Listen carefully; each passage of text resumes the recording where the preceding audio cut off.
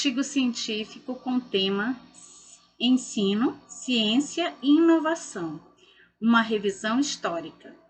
Autora Ana Maria Oliveira de Araújo. Olá, eu sou Ana Maria Araújo, eu sou professora há 12 anos e há 8 anos eu tenho trabalhado na docência do ensino superior.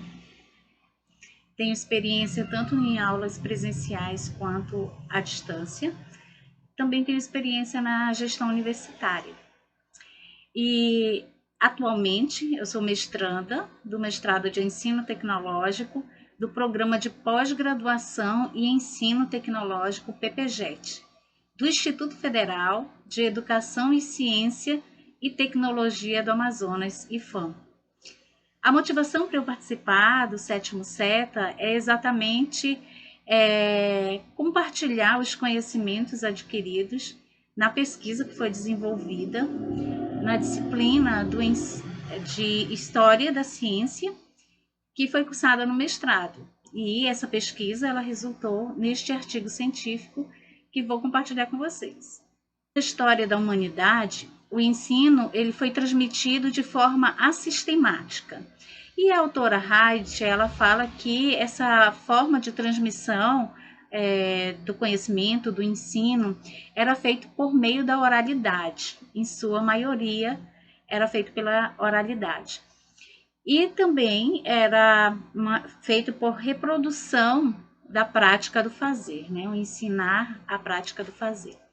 E ao estudar a disciplina de História da Ciência e História da Educação, percebi que em alguns momentos, em alguns registros na história, mostram que houve mudança na transmissão do conhecimento. Diante disso, diante dessa descoberta, surgiu a seguinte inquietação, né, que nós transformamos em problema. Quando o ensino se torna científico, ele também torna-se uma inovação?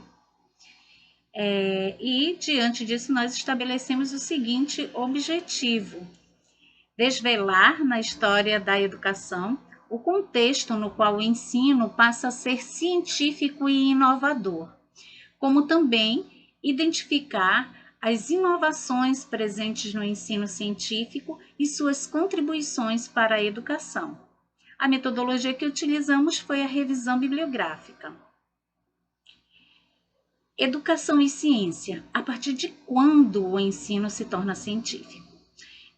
A partir das pesquisas feitas, nós desenhamos essa linha do tempo e que identificamos na antiguidade as formas de ensino que eram trabalhadas, desenvolvidas. Posteriormente, também fizemos uma investigação na Idade Média, qual as formas de ensino desenvolvido na Idade Média e também na Idade Moderna. Ao chegarmos na Idade Moderna, identificamos que esse foi um tempo, muitas mudanças que nessa época começam a ter, como, por exemplo, mudanças culturais, com novas invenções e reinvenções, como a descoberta da bússola, as grandes navegações com suas descobertas, a imprensa de Gutenberg, que trouxe uma revolução para a comunicação, e também a revalorização que foi feita da cultura grega, da cultura clássica, e isso resultou no Renascimento. O Renascimento ele trouxe a questão da humanização para a educação, para o ensino. E nessa época, muitos homens começam a investigar, a se lançar na investigação da própria natureza.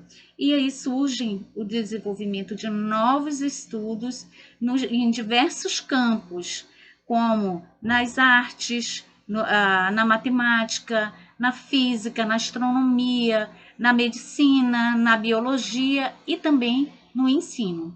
Então, a partir da Idade Moderna, o ensino ele torna-se científico. O ensino científico ele começa a ganhar corpos, então, no século XVI. E vários nomes se destacaram aí nesse começo desse corpus científico. do ensino científico. Inicialmente com o pensamento iluminista de Francis Bacon, ele foi o fundador do método científico moderno, e ele fez a distinção entre a fé e a razão, bem como a criação do método indutivo. Seguindo Descartes, ele produziu o livro chamado Discurso do Método, e nesse livro ele indicou os passos de estudo e de pesquisa. E inspirado em Descartes, 20 anos depois, estudar sua obra e buscar colocá-la em prática no ensino, Comênio ele sistematiza o ensino científico na didática magna, e isso acontece no século XVII.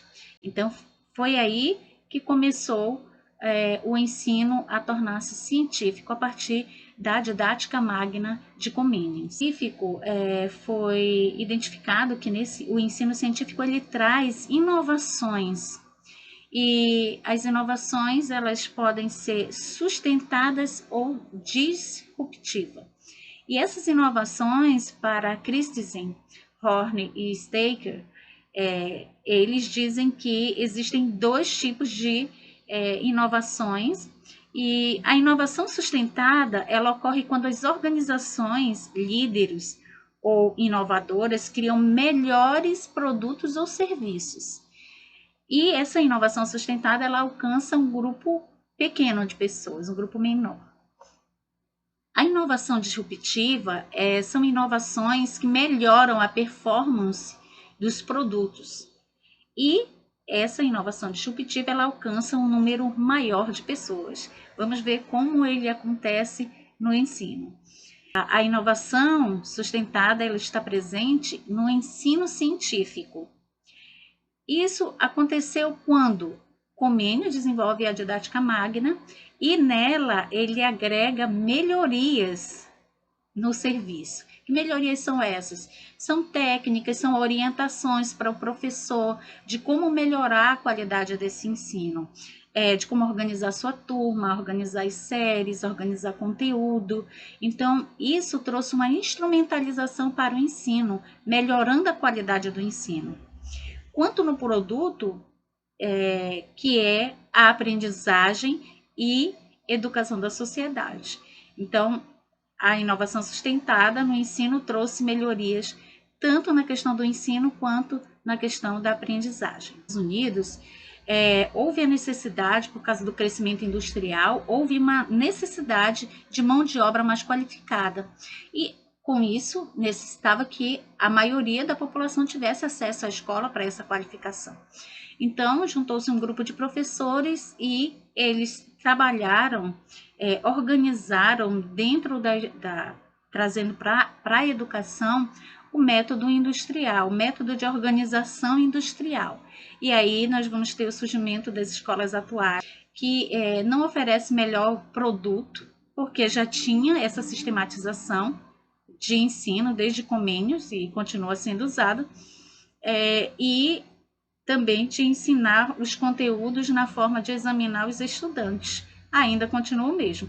O que vai trazer um diferencial na inovação disruptiva, nesse modelo industrial na escola, coloca-se mais alunos dentro da sala de aula e continua apenas um professor, mas aumenta-se o número de alunos na sala de aula e com isso proporciona que a maioria da população que era excluída da escola consigam acessar a escola. Então, nós vamos ter aí uma nova definição de escola e dentro de um formato de de produção industrial.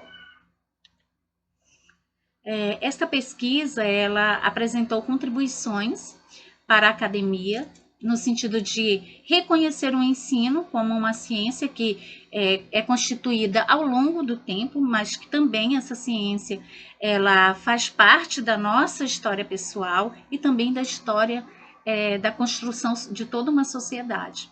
Além do mais, contribui para compreender que a construção do ensino científico tem modelos, métodos e técnicas que foram pesquisados, testados e experimentados.